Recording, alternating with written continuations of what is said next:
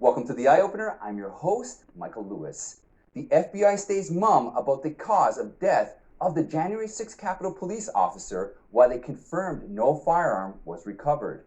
The Biden administration formally declares the U.S.-China relationship as the biggest geopolitical test of the century. So what will they do about it?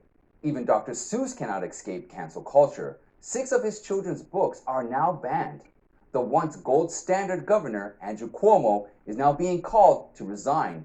Why did the Democrats turn against one of their own? Okay, my friends, let us take a closer look together.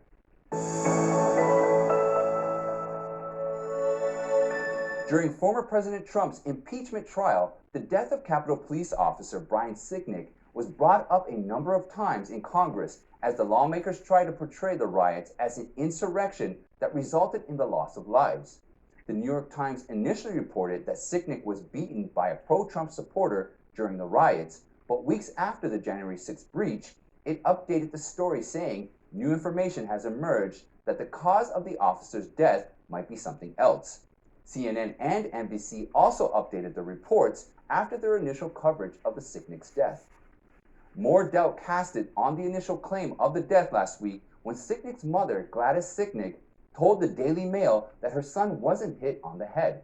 On Tuesday, when Senator Chuck Grassley asked FBI Director Christopher Wray about the investigation of Sicknick's death, Wray responded with a quote, "The investigation is ongoing. That means we can't disclose the cause of death." In another Senate hearing on Wednesday, FBI Counterterrorism Chief Jill Sanborn said she has no knowledge of any guns being recovered from suspects who were arrested during the January 6 riots.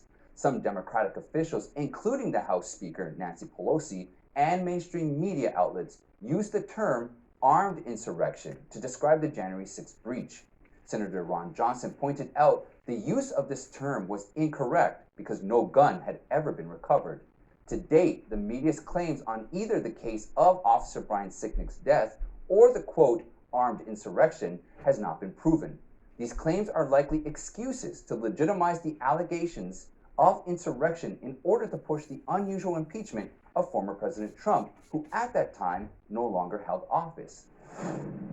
New York Governor Cuomo is heading down into a dark abyss. On Monday, New York State Attorney General Letitia James confirmed in a statement that she will lead an independent investigation into allegations of sexual harassment claims made against Cuomo. Recently, 2 of Cuomo's former aides and a former member of the Obama administration came out accusing him of sexual harassment. This is another big blow to the once King of New York following the nursing home scandal of cover-up death numbers. During an interview with CNN, New York City Mayor Bill de Blasio said Cuomo should resign if any of the allegations are proven true. Voices for resigning or impeaching Cuomo have been increasing ever since. The interesting part is, the New York governor who enjoyed the media's positive coverage of his handling of the virus in the early stages of the pandemic is now abandoned by the Democratic Party and the legacy media. On February 28, Nancy Pelosi broke her silence after a second woman accused Cuomo for inappropriate behaviors. Pelosi issued a statement exclusively to Fox News saying, "The women who have come forward with serious and credible charges against Governor Cuomo deserve to be heard and to be treated with dignity. The independent investigation must have due process and respect for everyone involved."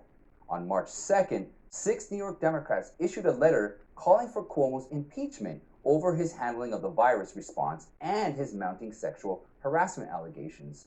On the same day, 2 Democrats. I'm going to stop this here. It's 18 minutes long. You can watch the whole thing. It's worth watching. The Eye Opener on YouTube.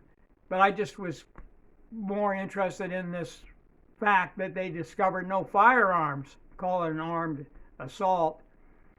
And yet there are no firearms. Okay, thank you.